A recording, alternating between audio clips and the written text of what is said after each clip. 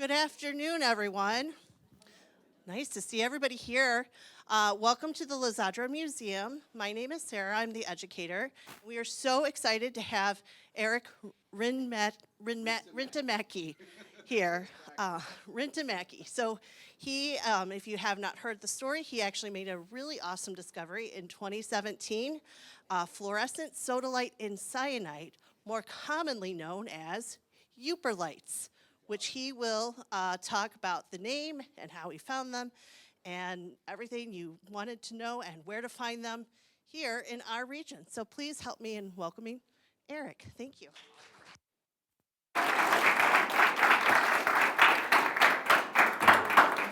All right, thanks everybody. As she said, my name is Eric Rintamaki. I am from a very small town, originally of Newberry, Michigan, way up in the UP. So here's a map of the UP. This is where I'm from. This is where I currently live now, way up in the middle of nowhere, okay? So my journey begins long before me. My grandfather, back in the 50s, owned a jewelry shop in Newberry, Michigan. And the name of that store was Mac's Jewelry. Everybody called my grandfather Mac because saying Vilio Rintamaki was way too hard for people, so they just called him Mac. Okay, so he would go out to the lakeshore. He would look for these Lake Superior agates, and he would make jewelry, watches, all sorts of stuff out of Lake Superior agates. They're a semi-precious gemstone found on the shores of Lake Superior. People have been looking for them for 100 plus years now. And my grandfather, before he passed away, passed on the tradition of looking for Lake Superior agates with my father and his brothers and sisters. So my grandfather passed away long before I was born.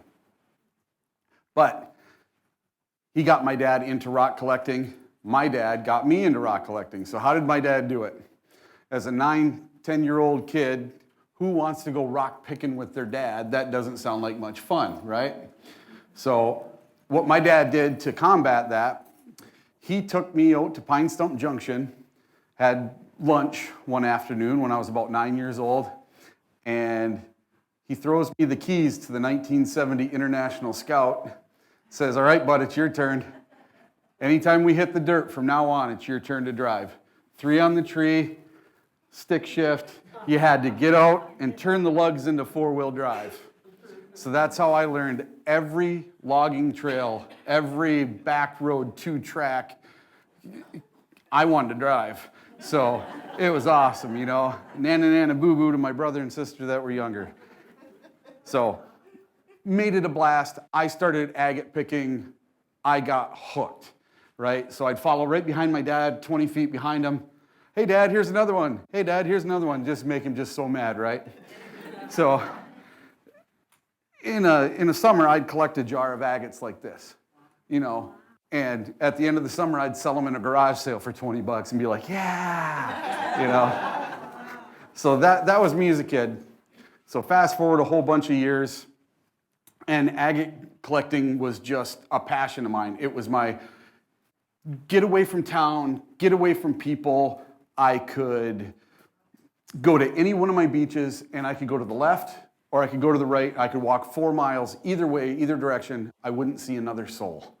It was my get away from everything, just listen to the waves, feel the crunch under my feet of the rocks and the sand, and just be one with nature, right?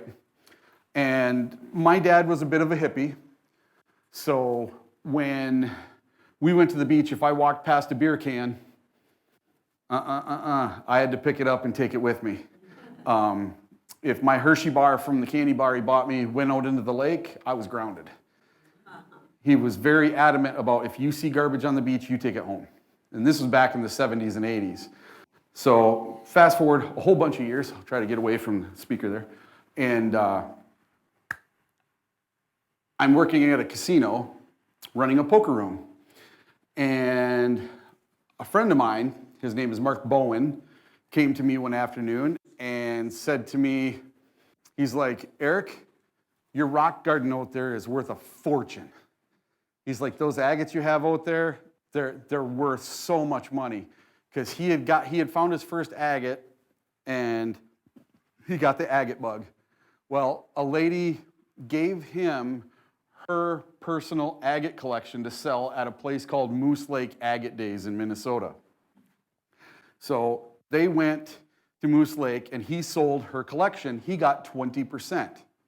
So he came to my house and he's like, Eric, you'd be perfect for this. You know about agates. You'd be great at selling them. You should sell agates. And I'm like, listen, I've never bought an agate. I've never sold an agate. If you want one, we'll go to my rock garden. You can pick out any one you want and you can have it. And because I'd always just give them away, you know. I never thought to sell them. And he takes $4,000 and goes across the table. And I'm like, all right, you got my attention. That was his commission for selling that agate collection. In one weekend, 2 days of work, he made $4,000. So he kind of got me going. He told me, he's like, you buy the agates, I'll help you sell them. So I was like, all right, I'm going to invest $10. We'll see what happens. I bought 10 stones for 99-cent free shipping, all 10 stones, right?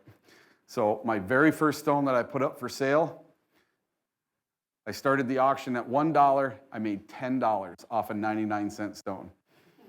So then I turned 10 into 100, 100 into 1,000, 1,000 into 10,000. Next thing I know, I'm going to all the agate shows. I'm buying collections. It turned me into a monster for selling agates. And then I got into doing lapidary and face polishing agates. And it was always one of my dreams to be the lapidary of the month in Rock and Gem magazine. Well, I got in there a different way. So back in 2017, I'm working at the casino. My side hustle to make ends meet is selling Lake Superior agates on the side. So these days, everyone needs a side hustle, right? Because working for $18 an hour, it's barely enough to make the mortgage. You know, I remember going to the grocery store and having to put stuff back off the belt because I didn't have enough money for what was in my cart. We struggled. We didn't know if next Thursday the check was going to bounce before I got my paycheck. So I needed a side hustle. And I started selling agates on the side, got really good at it. Well, a double-edged sword appeared for me, and that was called Facebook. I love Facebook, and at the same time, I hate it. Without Facebook, I wouldn't have any of this. But with Facebook, now I go to my secret beaches where I told you before. There's 100 people that way and 100 people that way in the daytime. And this was about 5 or 6 years ago. This started even before Yooperlites. So there's groups like Lake Superior Agate Collectors, Great Lakes Rocks and Minerals, Rock Hounds. They tell everybody where my beaches are. And these are remote. I mean, you have to have a four-wheeler to get out there. You can't, or you're walking 20 miles, and people walk. They don't care. They make their way out there, right? So agates were getting harder and harder and harder and harder to find. So I thought to myself, how can I go look for agates at night? Nobody will be out there. I can be the first person after a storm. I won't have any competition because where we live up there, it's kind of a poor region. Not a lot of jobs. Either you own your own business, you work for a casino, you work for a prison, you work for a school. That's it. There's just no industry. There's nothing up there for people to have jobs other than seasonal stuff. And so what a lot of the locals do, they go out agate picking during the day and then come sell them to me. So I wanted to cut the middleman out. I wanted to go out and find them myself and get rid of the middleman. So I'm like, I'm going at night. So I've got a white headlamp. I went out at night for a week or so, didn't find anything. And then I happen to have this shortwave light, UV light. I bought it for $100 and it plugged into the wall, had a big long cable, and it would look like a black shoebox, right? And it just had this little window of UV, and in a super dark room, about that far away, about an inch away, 36 of my personal agates fluoresce green. So I thought, perfect, I'm gonna buy an agate light, I'm gonna go out and look at night. So I'm looking online, I get on eBay, and I go to look for a shortwave light, right? Well, the ones I found, the box was as big as this tray, great big giant box, right? Great big handle on it, had a big cable that went out to an inverter in a backpack, and then you had to provide a car battery. So talk about Ghostbusters on the beach, right? And it was $1,500. I was like, I can never afford that. My wife would kill me. So I just kept searching and searching and searching, couldn't find anything. So finally I typed in mineral detection light, and the very first thing that popped up was this little silver flashlight with 7 LEDs and a picture of a green fluorescing agate. It lied to me. That light would never make any agate on Earth ever fluoresce green, ever. That picture was taken with a shortwave light. This was not shortwave, and it lied to me. It said it was shortwave too.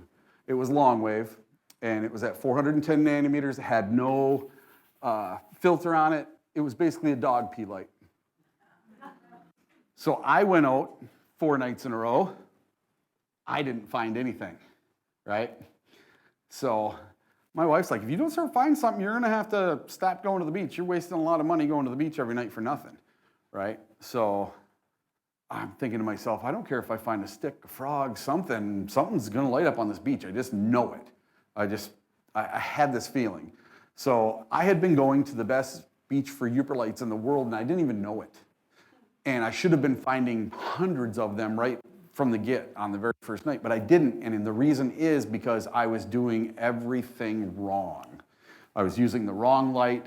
I was going too fast. I was holding the right light wrong. And I wasn't really, well, I was waiting for dark, but I wasn't doing everything right. So on my 5th night, I was literally on my hands and knees holding that light an inch away from the beach, an inch, and boop, boop, boop. 3 little stones about the size of a dime.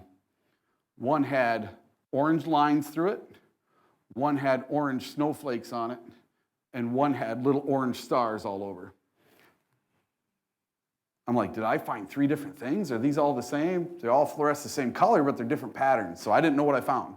And I run back to my truck, and you could see the sun starting to come up. It's 4:15 in the morning.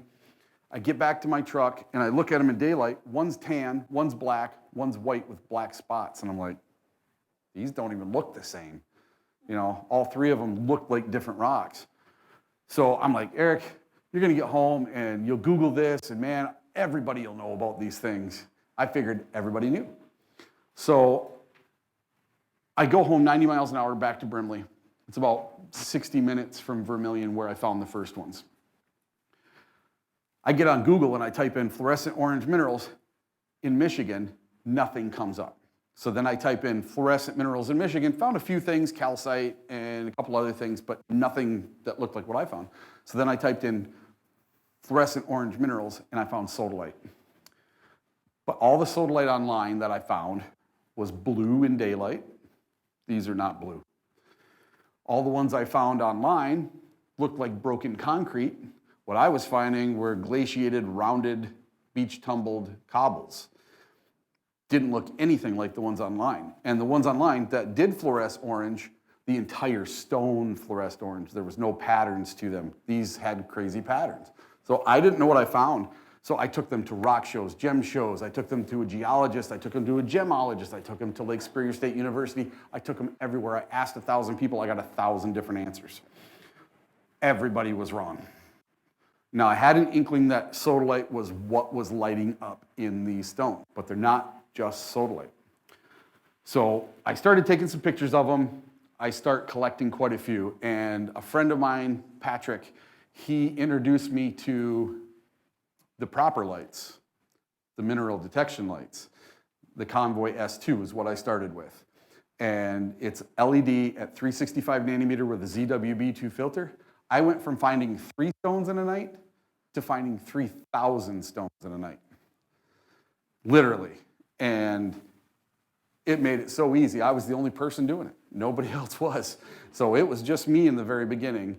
And I wanted to find out what these were, right? I didn't have a name for them, nothing. I had no clue what the rocks were. They were just orange glowing rocks is all I knew. I have a friend, his name is Gabe Reyna, and I met him through agates, and he happens to be a geologist out in California. So he's like, Eric, send me some of those rocks. I think I figured out what you found. I'm reading a book about your area. I think I got it nailed down. So I sent him off to him. A couple weeks later, he gives me a call. He's like, Eric, figured out what you got. And this is what he said and how he said it to me. They're a nepheline cyanite rich in fluorescent sodalite brought down by glacial activity from the Coldwell Complex in Ontario, Canada. I'm like, whoa, stop speaking Japanese, slow down. What's the rock? And he said, nepheline cyanite. So I said, the rock is a nepheline cyanite. He's like, yes. I said, Gabe, I can't sell a cyanite. It sounds like a suicide pill. What do I call these rocks?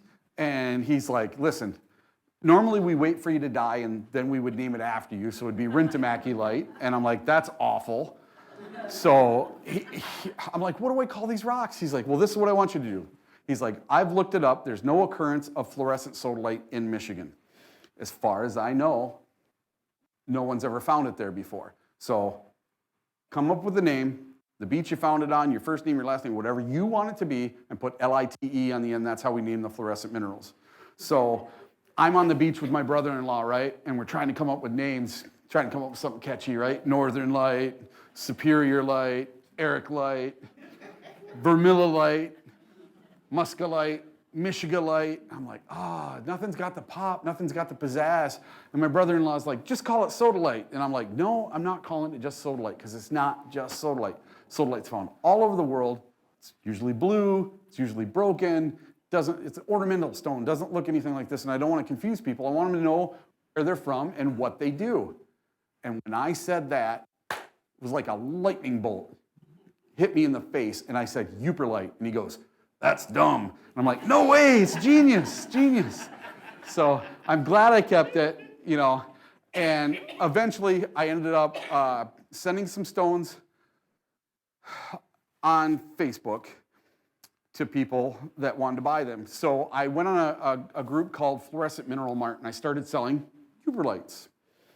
And it went nuts. It was the new thing. Everybody had to have one. So I'm sending them all over the world, and I'm getting all these messages. And I ended up getting a message from a group on the other side of Michigan. They're called the Michigan Mineralogy Project. And they look for new species of minerals in Michigan. And they contacted me and said, hey, we bought some stones from you. We want to do some testing to figure out if these are a new find for the state of Michigan. Would you mind if we did some testing on these stones? We're going to have to destroy them in the process. And I said, you bought them, blow them up with dynamite, have fun. You do whatever you want. So week goes by, and they type me another message, say, Eric, we really think you found something new for the state of Michigan. Would you mind if we put you in the book, The Mineralogy of Michigan, and in a peer-reviewed journal, and would you mind writing a paragraph or two about how you discovered these stones? So I did, and they're like, don't tell anybody. I'm like, too late, guys. Because I'm telling everybody, not that it's a new find, but I'm telling everybody about Yooperlites, right? Trying to spread the word, get this going. And so I don't hear from them for 8 months, and then I get the mineral news in the mail, and on the front page of it, it says, new find of fluorescent sodalite in Michigan, Yooperlites in great big print. So that was the first time Yooperlites was ever in print. And then a couple days later, some people from Facebook, Karen and Cass, they're from Grand Rapids, Michigan, got a hold of me, and they asked me, would I take them out on a Yooperlite night picking tour? And I'm like, I've never done that before. I was like, I don't have the lights. I'm going to have to order them. You're going to have to wait a week or two. And they're like, oh, that's fine, that's fine. And so the lights were $35, and I was like, how about $15 a piece? So $50 a piece, and I'll take you guys out. And they're like, yeah, sure, we'll do that. I was like, ha, ha, ha, suckers. You guys are going to pay for my gas so I can go rock picking. Right? I'd never done it. I'd never taken anybody out before. So I meet them at the Brimley Hotel, and the first thing, Cass comes up and he goes, now listen, we both have conceal and carry. We both have pistols. So don't think that you're going to kill us, take all our money, and dump our bodies in the lake, because it's not happening. I'm like, holy crap, city people, chill out, chill out. And they're like, no, we just got them for bears. We got them for bears. So I'm like, we're not going to see any bears.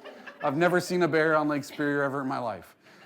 So I take them out. They both find 25 pounds. So we have this thing in Michigan called the 25-pound rule. So you can find up to 25 pounds of rocks, gems, and minerals from state properties in Michigan per year per person. So you can do 25 pounds of Yooperlites or Yooperlites and Petoskey stones, but accumulative 25 pounds total, okay?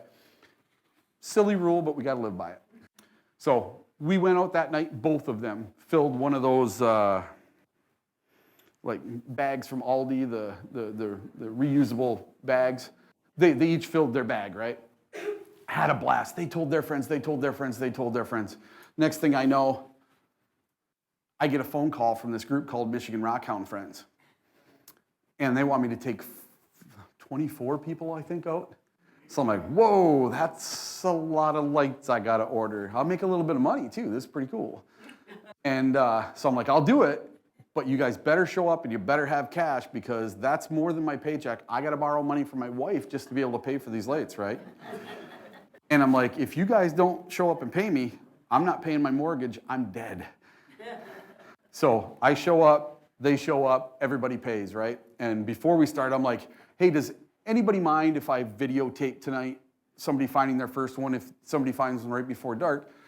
I wouldn't mind doing this for like a side business, you know, maybe do this on my days off from the casino.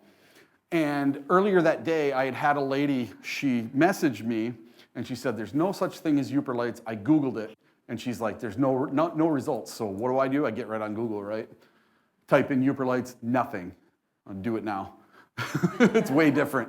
So I was all bummed out that day, you know, and I looked, I had 26 likes on my Yooperlites page. Now I have 24,000 followers on my Yooperlites page. So that night I had 26 likes, my friends, family, you know, that was it.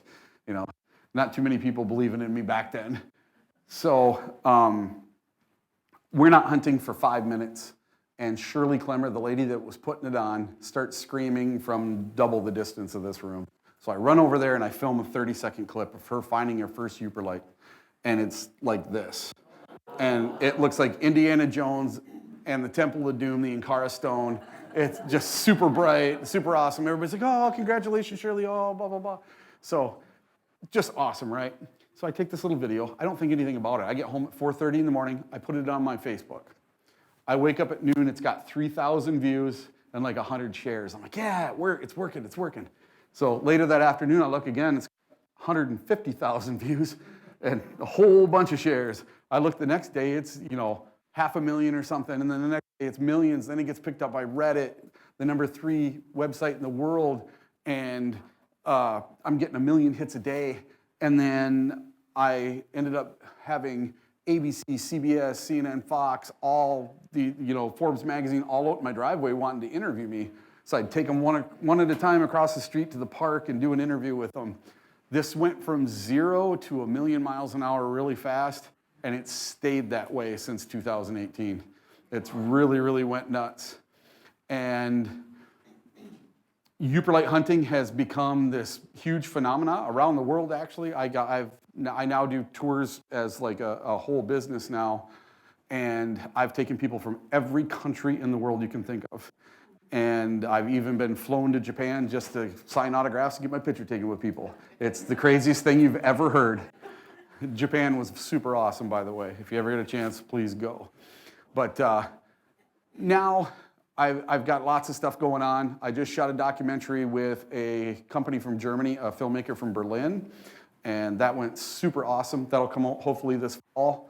And he is doing a documentary about what it would be like for you to discover a new mineral. So it's not just my story, it's like what would happen to you if you discovered something new. So it's pretty neat perspective. It's very different than the typical documentary. So I really thought that was kind of cool. But lately I've been doing a whole bunch of stuff. Yesterday I went to the Siemens Museum up at Michigan Tech University, and I donated some of my very best of the best Yooperlites to the museum to put on loan for 6 months or a year, and then I gave them some really nice stones to keep. But I had some customers or followers on Facebook gave me a little bit of a treasure map the other day to a place called J. Wells State Park. So I'm gonna have her scroll up here and show you guys something really cool from last night. So Let's see here. So keep going, and right there. So that's a giant Yooperlite at J. Wells State Park. I'm literally standing on this thing. It's gigantic. It's thousands and thousands of pounds. And they're going to make it an attraction at the state park so anyone can go down and see it anytime they want after dark. It's right next to a campground, so we don't have to worry about anybody down there with a chisel and hammer because there's tents, 20 feet away. And there's 3 great big giant ones, and then there's pieces that were put into a CCC camp that was there, built in the 1800s. Or not 1800s, early 1900s. And so there's a couple of bricks made out of Yooperlite. And then there's another great big one, this one here, that is down the beach a ways, and it's split in 2. It's 2 great big giant pieces. And they're going to make them all accessible to everyone. And I'm going to make up a little treasure map on how to get there and where they're at on the beach and everything. And I thought it was pretty cool. Oh. And there's some DNR people standing on the rock in daytime, trying to get it going. But yeah, I'm trying to work with them and make it an attraction that anybody can go see. So that's about 20 miles into Michigan, right from the bottom of, or the top of Wisconsin there, bottom of Michigan. Yeah, it's on Green Bay. Yeah. But these were brought down by glacial activity, and all the rocks around them are rocks that were brought in. So it's all broken up limestone, and it's real jagged. So they have to figure out a way to make some stairs to go down there, because you can see these rocks are really nasty. But I think I'm going to show you guys a short little film. It's about 20 minutes long. This was done in 2018, the first real year of Yooperlites. This is the first documentary ever done on Yooperlites. It was on PBS Nationwide. It's called Light Up the North, The Story of Yooperlites. It was done by a college student. 1 camera, 1 microphone. And it's amazing what he did with 1 camera and 1 microphone. And he'd sit across the room from me and ask me questions. And he's filming me the whole time. And I'm like, aren't you going to put a mic on so people can hear your questions? And he's like, don't worry about that. We'll figure that out later. So this whole documentary is just me talking. There's no questions. So you get all the answers in here. It's pretty cool.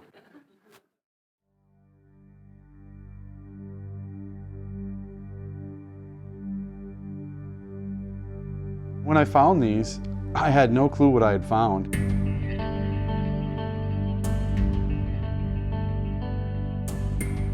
I just could not figure out what they were, and no one could give me an answer.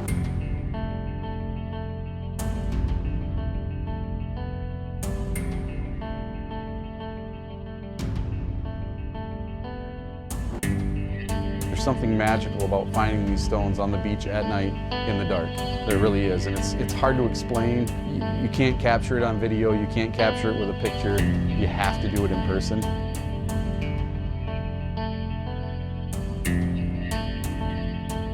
We think you have something that's never been found in Michigan before.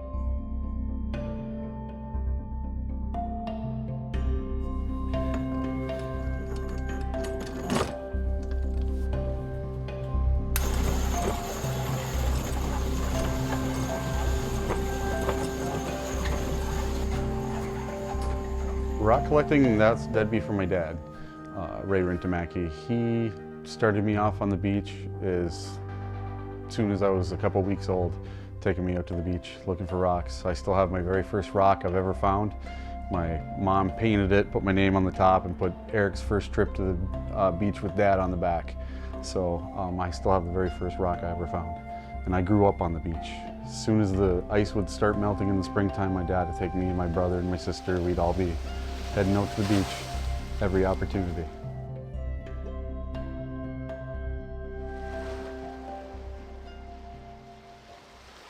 It's gotten harder and harder and harder to find agates, Lake Superior agates, with everybody going out hunting. And I figured if I go out with a black light, maybe I can find an easier way to find agates, you know, or maybe I could find agates at night.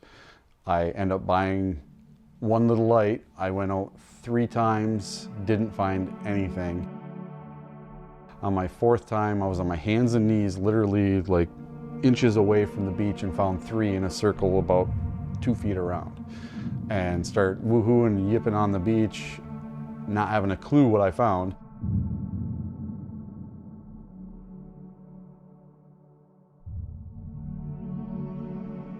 I went home, I got on Google, searched all Google images for fluorescent minerals, couldn't find anything that looked like them. I went on Facebook to the fluorescent mineral page and posted a bunch of pictures, took them to rock shows. I couldn't find anything, and I just could not figure out what they were. And no one could give me an answer. I just came up with a name for them. I wanted something that represented where they're from and what they do. So I wanted Yooper for where they're from, the UP, and then light is what they do, they light up, so Yooperlite. And it stuck.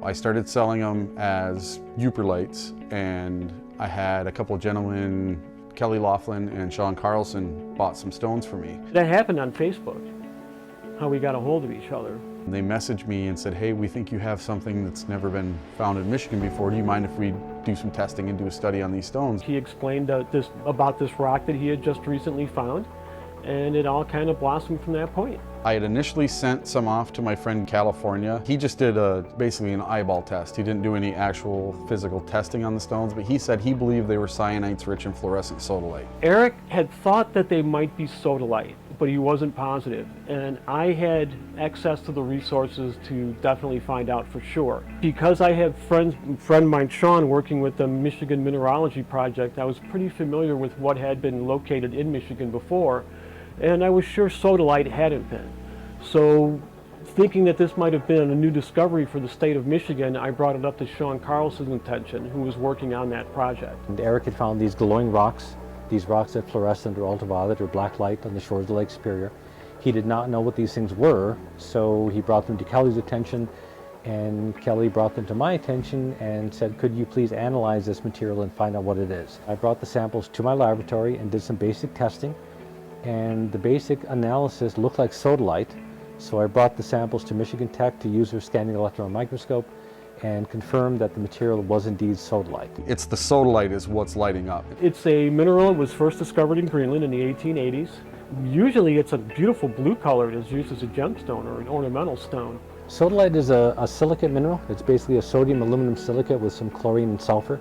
It's a fairly common mineral worldwide. Sodalite has been found in many other places around the earth, Afghanistan, Greenland, Canada. I think in the United States there's like 18 different states where you can find sodalite. But this is the first time that sodalite's ever been found in Michigan. What they believe is that these stones got brought down from Canada with the glaciers. It was brought down from the Canadian Shield by glaciers during the ice ages. People have found them on Lake Michigan, Lake Erie, Lake Huron, Lake Superior. So anywhere the glaciers went, they brought these stones.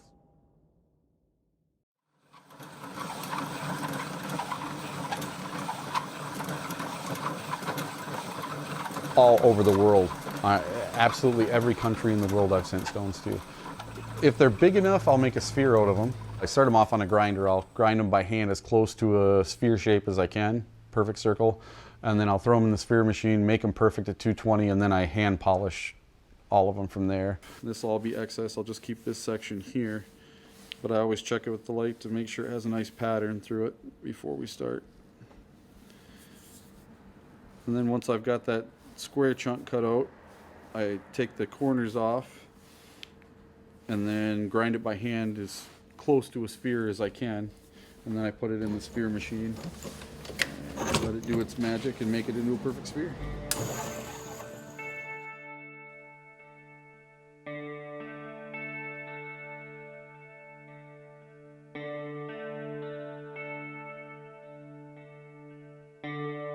I also cut slabs out and cut the shape of the UP or the shape of Michigan or the shape of Lake Superior and sell those. I've made cabochons for jewelry, beads, all sorts of stuff with them.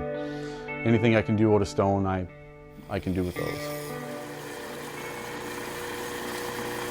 When Eric first made the discovery of Yooperlites, he was posting a little bit on Facebook about it, and I caught wind of it, I don't know, maybe a year ago, and messaged him on Facebook and let him know about my interest in lapidary work and such. And he invited me right up to come up and start working in the garage with him, start teaching me lapidary work, how to buy and find good equipment and the things I'd need for the, the type of work I'm doing, like building these knives that I do. So I'll take some of the bigger stones I get, anything, maybe 2 pounds on up, bigger stones. I will slab cut on my slab saw at whatever thickness I desire for whatever knife I'm doing, and then I can literally lay the knife right on the thing, trace this out on the slab, and then I will trim cut it and glue it to this.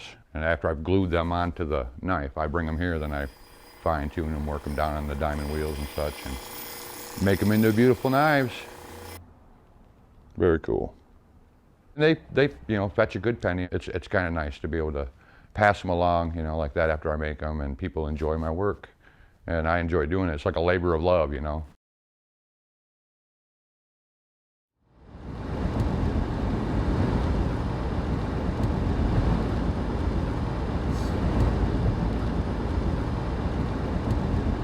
Slow is the way to go.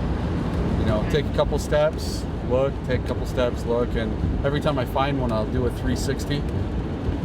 So that way, the ones that I stepped over on the way to get the one I saw, I'll pick those up too. Okay.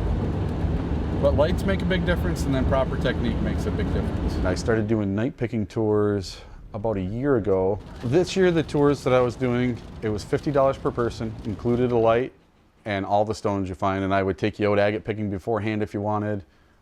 If not, we just do the night picking part.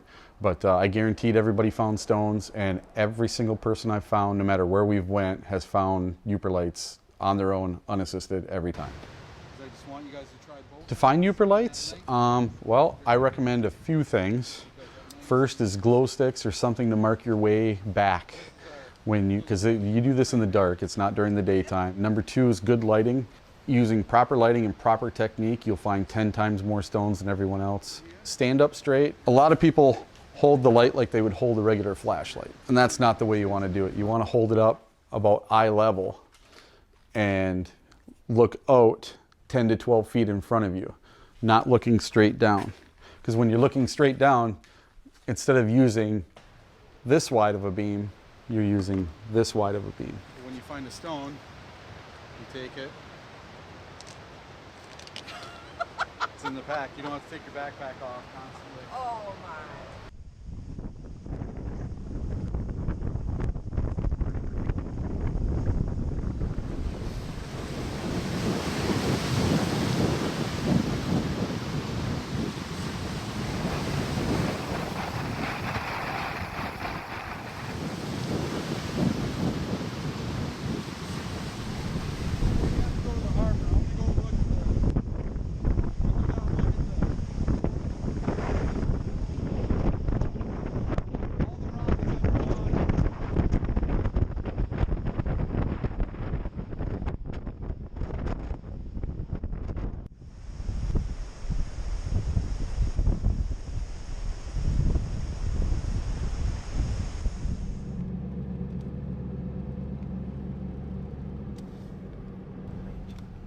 See here, look at the waves here. Yeah, much better. See, yeah. We can deal with this.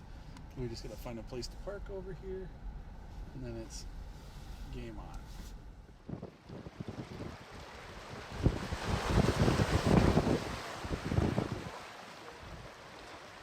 What I do is every time I find one, I stop and I do a 360. So I look exactly where I just walked, and a lot of times I walked over 3 or 4 of them to get to the one that I saw, but I couldn't see him going in the direction I was walking. So I always find them on the way down the beach, and on the way back we always find stones in both directions because they're hidden. And a lot of these stones are buried, they're not just sitting right on top. Go slow.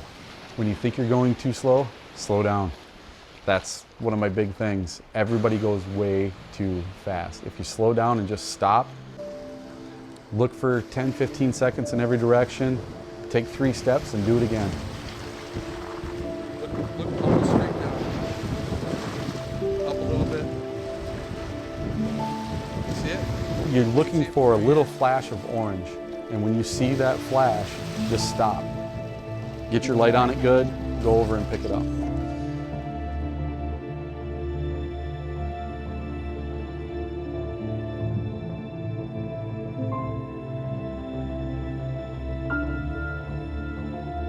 I try to go one-on-one with each person. I try to learn their story, tell them my story, how I found Yooperlites, and try to tell them about the magic of these stones.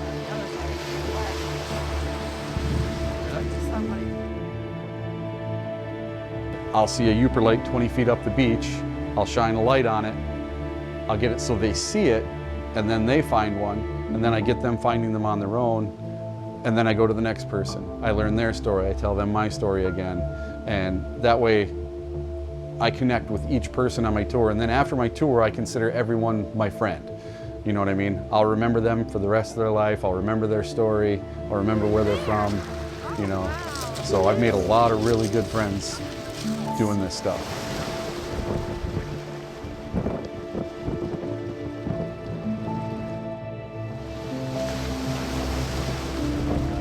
There it is. Wow, that one's gorgeous. Yeah. There's little flecks of blue in there, or is that something else?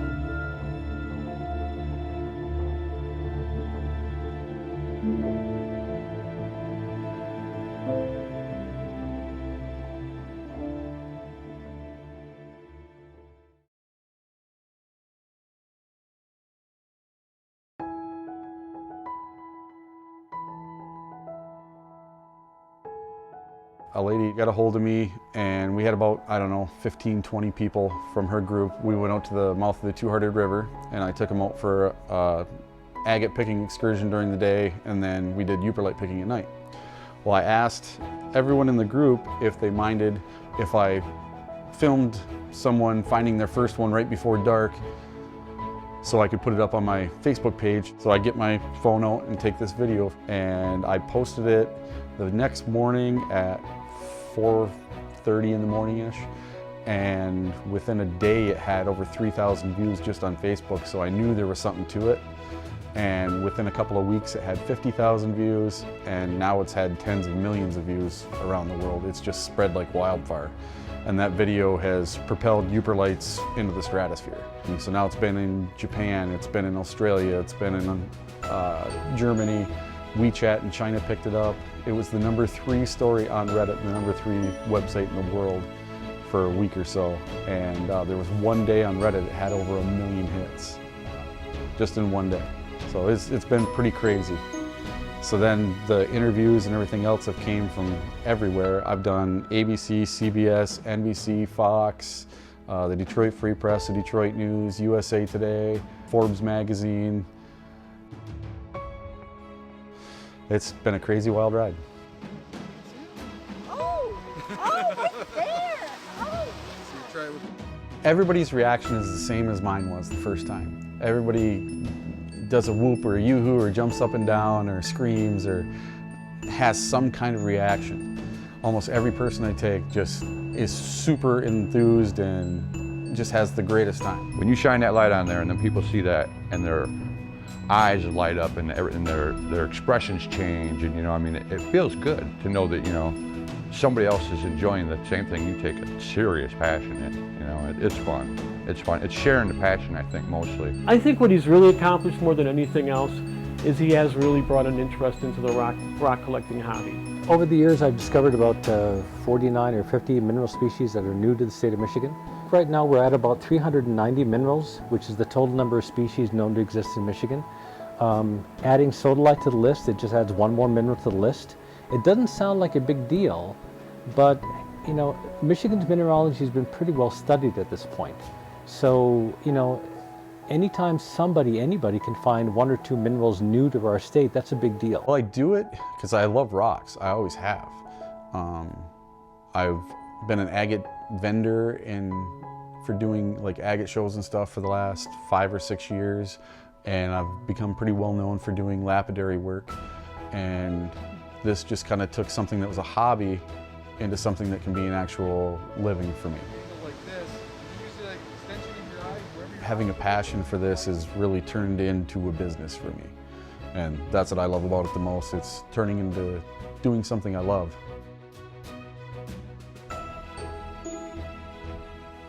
One always hopes that things like this will introduce a new generation of especially young kids, you know, into rock and mineral collecting and earth science. They're the future scientists, and it's really good to get them hooked as soon as we can. I think it's great because of the coverage that it's gotten, and it's probably going to help bring a lot of people come up here and look for agates, and I think that's going to hook those people as maybe some more to come up here and look for Yooperlites and find out there's agates and copper and everything else to look for. Anytime a story like, you know, Eric Rintamacki's Yooperlite story comes along and captivates the public and gets people that otherwise would not know or care anything about earth science interested in earth science, that's invaluable. People have asked me, why did I tell everybody about it? Why didn't I just keep it a secret and, you know, find these stones for 10 years and stash them in my garage and then tell everybody? And I'm just not like that. I've met so many cool people. I have so many new friends, so many great opportunities in my business, and, you know, just personally, just because of this, you know, it's been fantastic.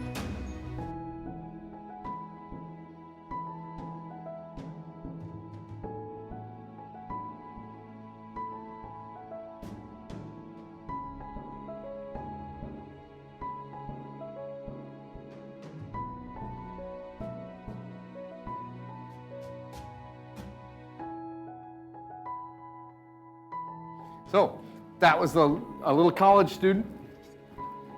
He borrowed a camera from the TV station and a microphone, and the one stipulation was we couldn't sell this to anyone. We couldn't sell it to Netflix or anything like that. So we gave it to PBS, and PBS put it on nationwide a couple years ago.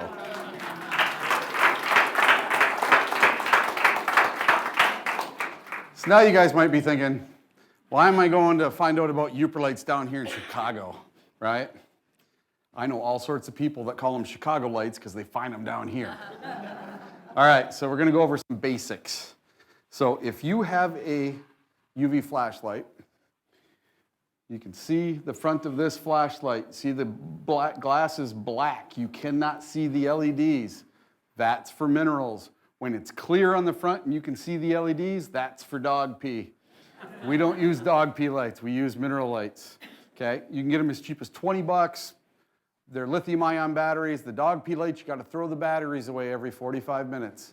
These, you never throw the batteries away, you just charge them up, use them again. Charge them 2,000 times, no problem, okay? So we solved the first problem, you got a good light. Now you need to know, where are you gonna go? How are you gonna find a place?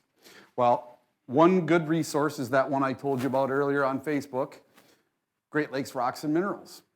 There's another site called Great Lakes Rocks and Minerals Best Beaches. If you go to that one and say, hey, I live here, where's a good place for me on Lake Michigan, where could I go?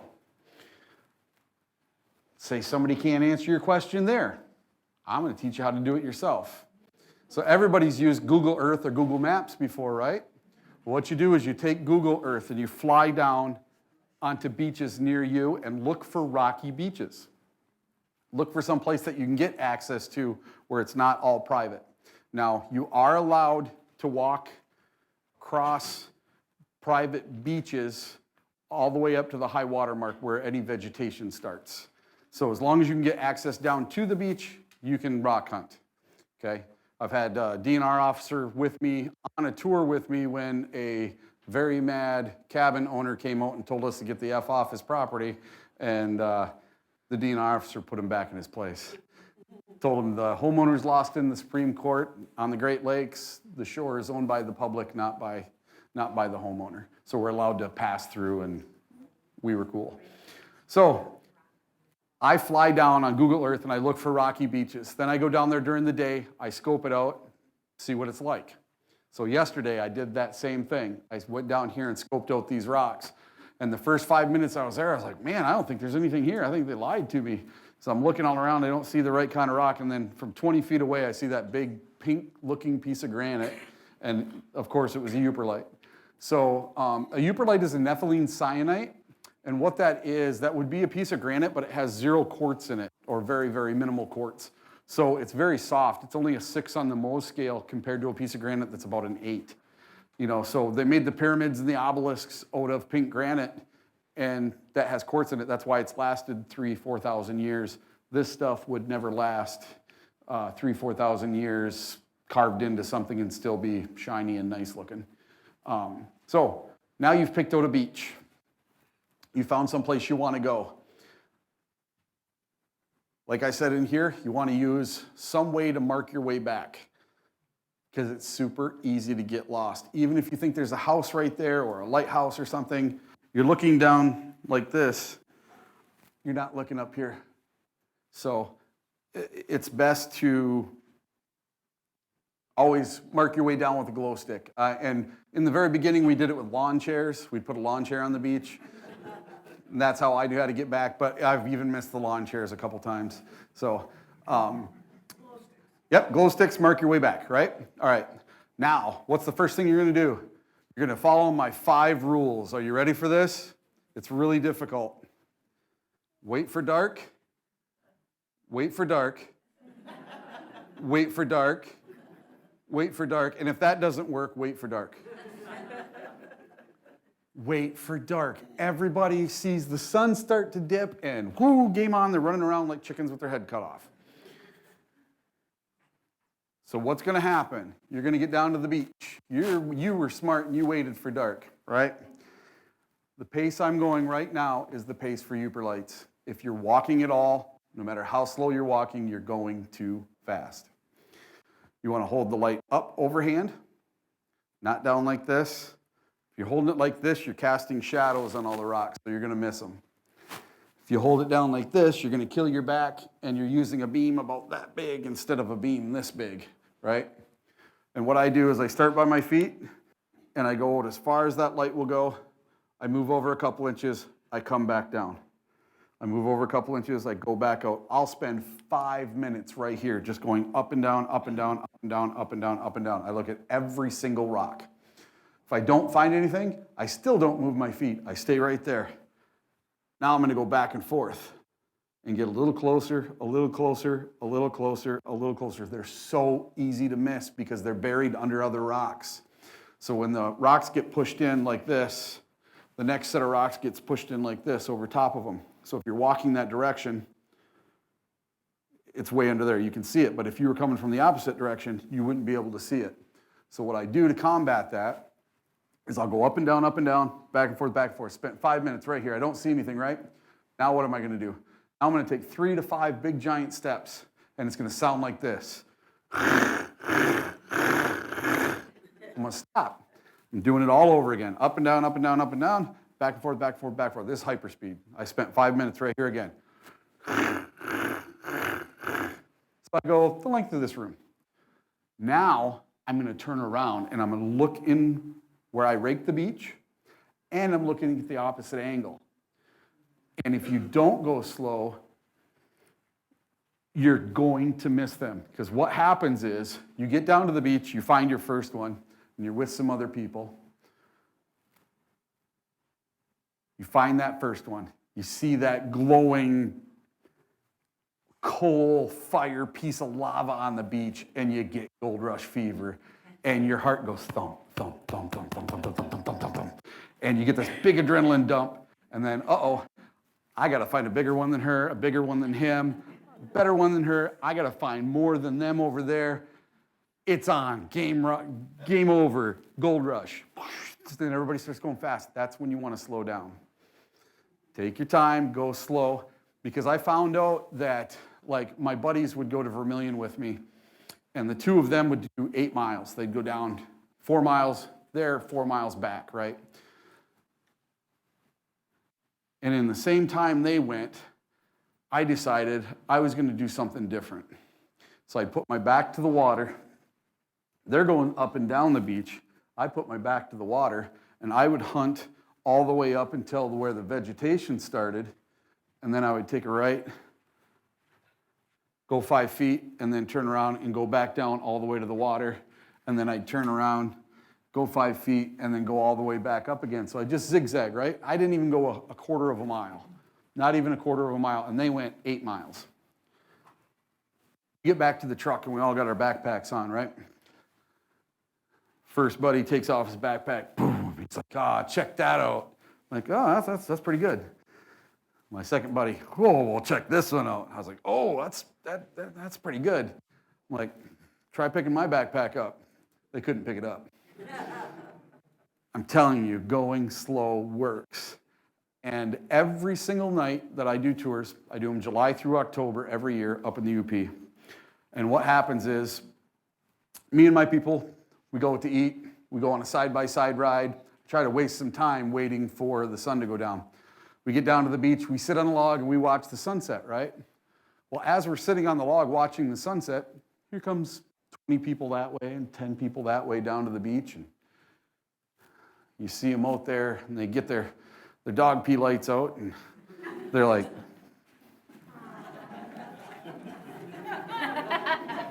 literally, they're like running on the beach. And by the time it gets dark and we start, they're gone off the beach, and you can hear them down there, oh, there's nothing here, this beach is picked over. And we go down there and we find 100 stones between the 5 of us. You know, it's all about technique and being patient. Can you find some going fast? Yeah, you can, but I'm telling you what, you're gonna do so much better just slowing down, taking your time. And then after you've done that for an hour or so, then you can do like a nice slow walk, you know, like this. Because it'll get darker, your vision will get better. Because like the first year I did this, I kind of got this idea that you had to slow down. And the way that it happened was my brother-in-law and I would go out hunting, and we would always find more on the way back than we did on the way down the beach. Well, the reason was our backpacks got heavy and it got darker. So it slowed us down, and I was taking breaks all the time. And every time I'd sit down, I'd find 6, 7, 8 stones just sitting on the beach, not even walking. So then I'm like, why am I walking this far? I can just stay in one spot and find them all, you know? So that's when I started slowing down and taking my time. And yeah, it's been great ever since. And now lights are coming a long ways. When I first started doing this, it was $35 for a dog pee light. And then it was about $70 for the Convoy S2. And then about a year later, the Convoy C8 came out, and this was $100. Now it's 106, inflation. But this light changed the game. When you go hunting for Yooperlites, 9 out of 10 people, they have a Convoy C8. This is a very old one. The paint's all wearing off it. It's got my stickers on. It's my personal one.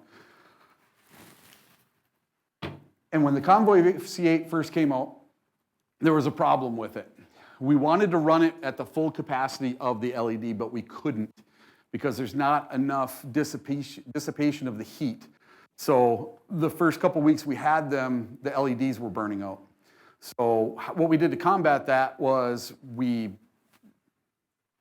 lowered the voltage basically on them. We gave them less power, okay? So we're only running it at about 60% of the capacity that the LED could put out. And that keeps it cool enough, keeps it bright enough, keeps everybody happy, keeps everybody awesome. Well, 3.5 years ago, I had the idea for this. This is the new Aurora. This is the world's first actively cooled UV flashlight. So this has a built-in brushless fan and some secret sauce that I'm not allowed to tell you about. But it's on the market. This one's $300. This is not for the person that's never done it before. This is for the serious collector. This is like holding 6 of the C8s all at once.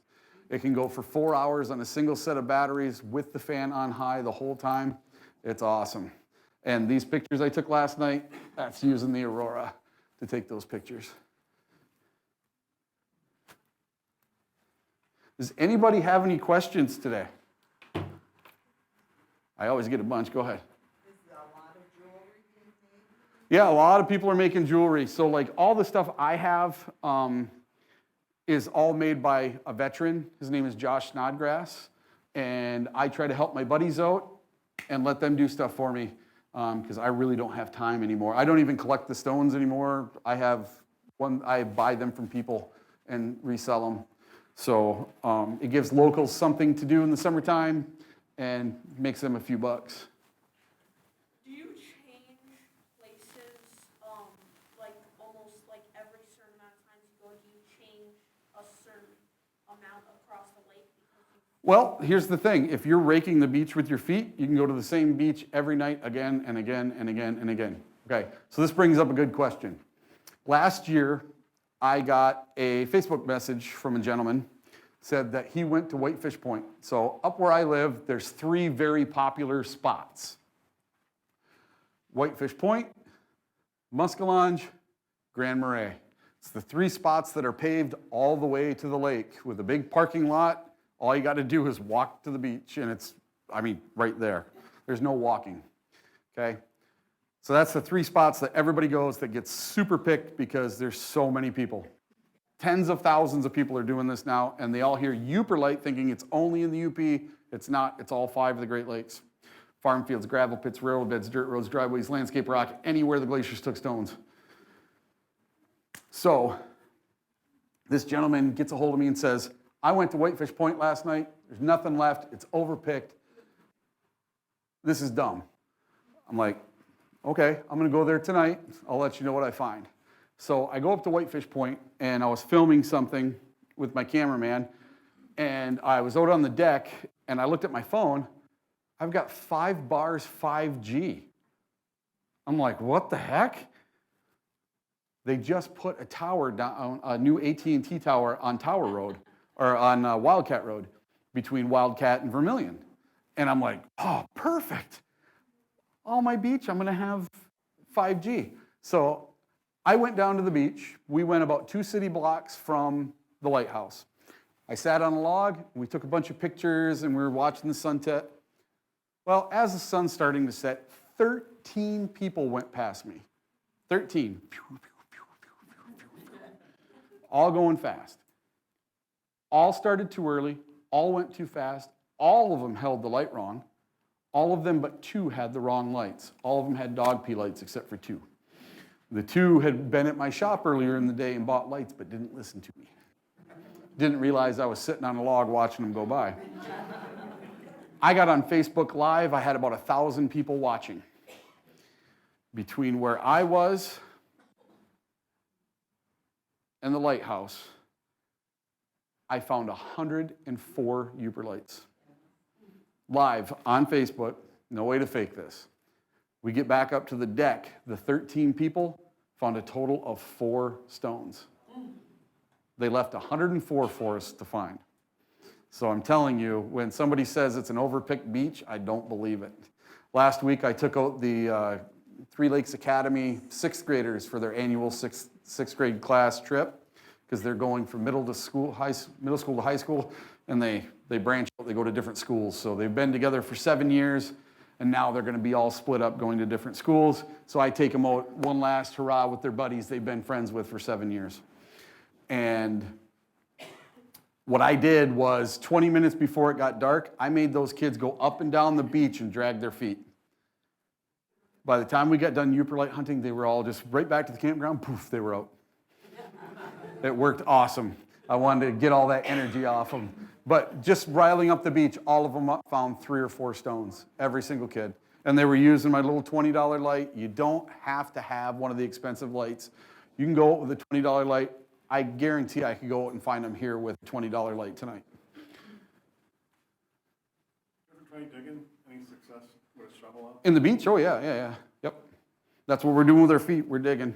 I'll sit there sometimes and just dig a big hole because the waves push the rocks up into big giant piles. Sometimes them piles are as high as I am or even taller.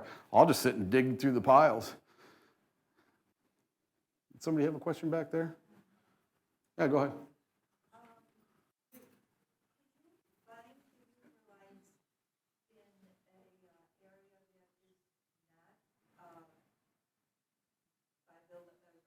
Yeah, so I've found them as far west as a gravel pit in Brainerd, Minnesota, and I've found them now in 13 different states. The states I found them the most are Michigan, Wisconsin, Indiana, Illinois, Pennsylvania, Ohio, New York, New Jersey, New Hampshire, Connecticut, Vermont.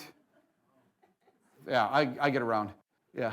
Let's say from right here, where's a close place that you would probably go to? The closest place I've been to here was just south of the nuclear power plant there. What's it called? Yeah, Zion. Yeah, I went to the state park there. I killed it there. Oh my God. I found the biggest flower pattern I've ever found, about that big. Just huge flower on a stone about that big around. And usually that's in my case, but it's not in there today. But yeah, I've done really well down there. In 45 minutes, found, you know, like 100 stones down there. Yeah, I've done really well on Lake Michigan. Done it in Indiana and Illinois on Lake Michigan. I can't remember the names of all the beaches, but I'm currently working on, I want to have a virtual treasure map, and it's going to be all places that I have personally found Yooperlites or rocks, gems, minerals, or metal detected. I do all sorts of treasure hunting. So I'm trying to put together an app, hopefully sometime this year, that people can subscribe to, and every time I go to a new place, you'll get all the information, all the rules, the regulations, how much it costs, everything. Where to park, where to go, how to get there, everything. But I got a ways to get this developed.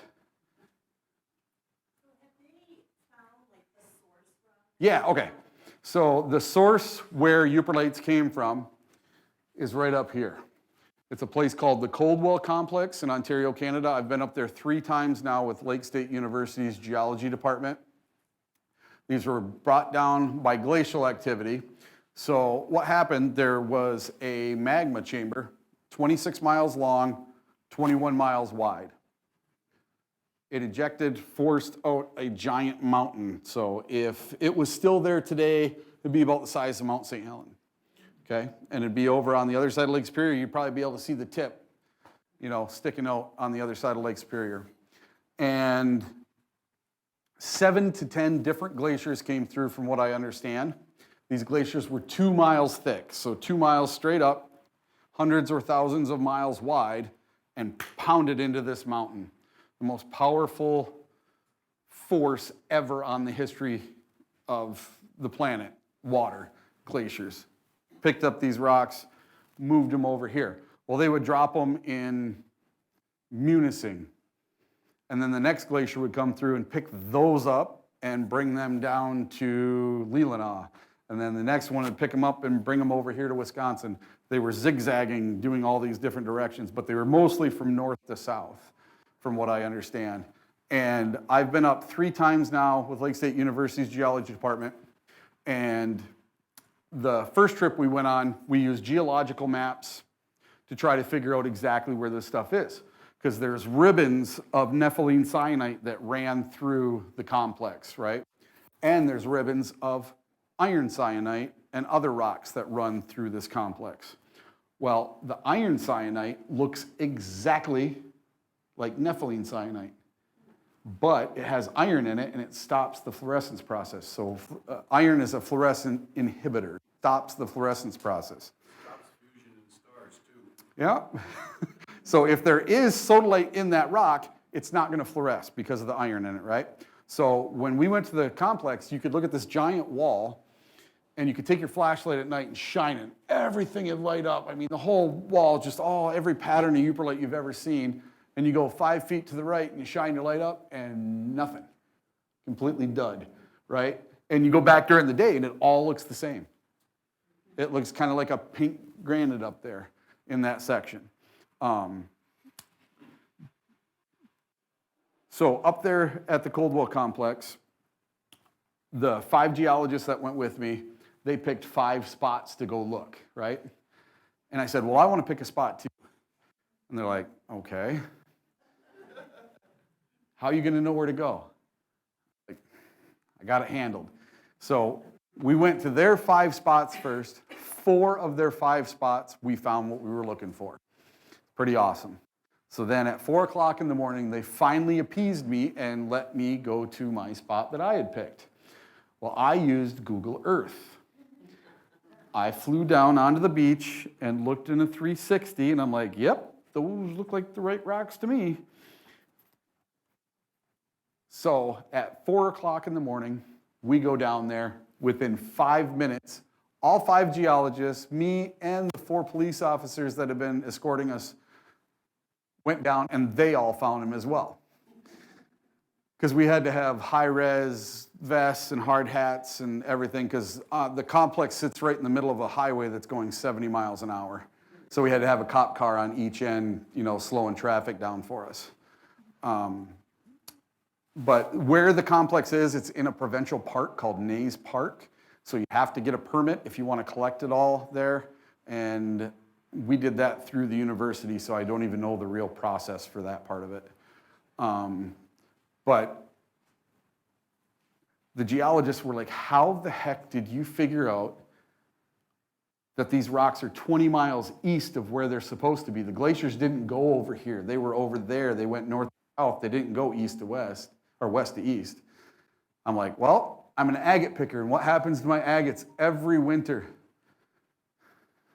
The ice freezes, and it grabs my rocks. It floats up like this. Springtime comes, it releases my rocks again. Winter comes again, it picks them up, and it moves down this way with the wind a little bit, and it drops them off again. You do that for 10,000 years, even if it's a foot a year, you can move rocks 20 miles. And that's how they got there. And they were like, oh, we never would have thought of that. I said, yeah, because you guys have your nose in a book, I have my feet on the ground. And like Sean said in the documentary, it's very rare for Joe Schmo Rockhound to find something new in the state of Michigan because the mineralogy of Michigan has been so studied by all the mining. So, he even told me privately, he's like, it's such a cool thing that you found this, because if a geologist found it, he writes a paper, it's put in a journal and a book, nobody knows about it. Me, I took the social media route and I exploded it, it blew up, and now hundreds of thousands of people literally are doing this. And the thing that's cool about it is, I've talked to a few people in the fluorescent mineral community that are big in the fluorescent mineral community, and they think that this is so awesome because I've gotten so many people into fluorescent minerals that never would have known about fluorescent minerals without this. And Yooperlites, unlike a lot of other fluorescent minerals, you don't have to go to a mine. You don't have to go to Greenland or Afghanistan or some faraway country and spend $11,000 and get permits and all this other stuff. Here, millions of people have access to buy a $20 light and go out and look at a local beach. And it may be an hour drive, maybe a 20-minute drive, maybe a 5-hour drive, but it's there for anybody in the Midwest that can basically go do this. Because you don't have to do it on Lake Superior, you can do it on all 5 of the Great Lakes, any rocky beach. And you want to know the kicker to it all? Where I live over here in Brimley, there's no Yooperlites.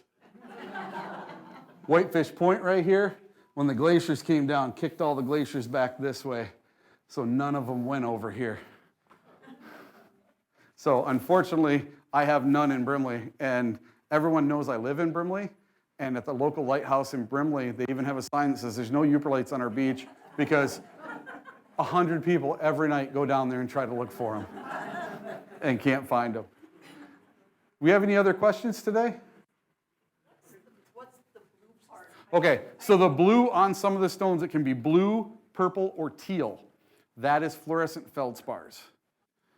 Yeah, and then if it's a bright yellow, I had those tested by Al Sherma from the Maine Mineral Institute, and those are a form of scapolite called meonite, M-E-O-N-I-T-E.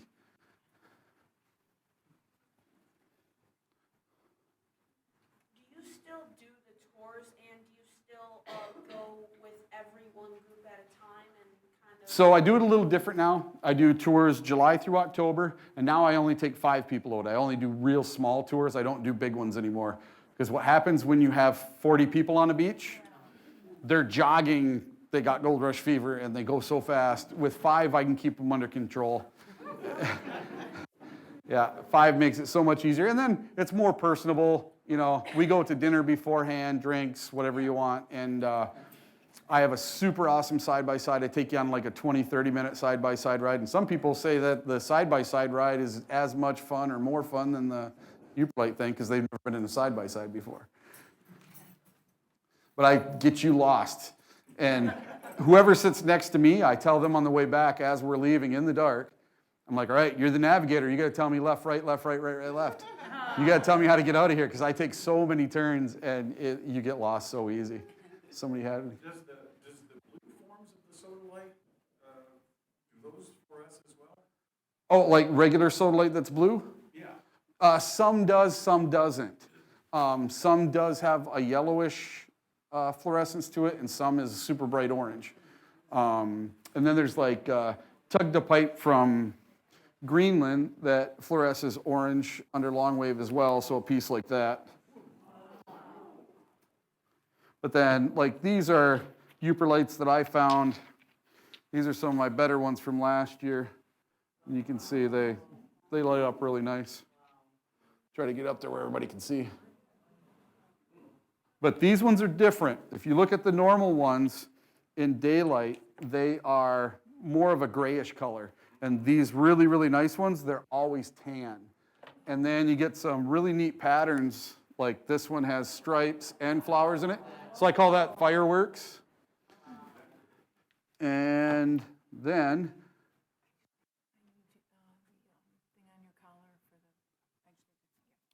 which one? Not the mic, the other one. Oh, yep. All right. So I told you guys I go to Lake Erie, right? Well, these 3 stones are from Lake Erie. And I've shown this stone here to quite a few people, and they can't explain it. So Yooperlites were formed in a magma chamber. This rock was not. It's green, it's got a fossil in it, and it lights up. So I showed this to John, the curator at the Siemens Museum, and he couldn't explain it either. He's like, maybe there was an earthquake and some rocks got broken up into it, but you flip it over, and you can see the big crystals growing right in the sedimentary rock. So somehow either it leached up and formed the crystals in a sediment. I don't know how that formed. That rock's a mystery. But you get some really cool patterns down on Lake Erie. So this is like little, you can see the crystal formation in it. So I call that the honeycomb pattern. And I actually found this one in broad daylight using my C8.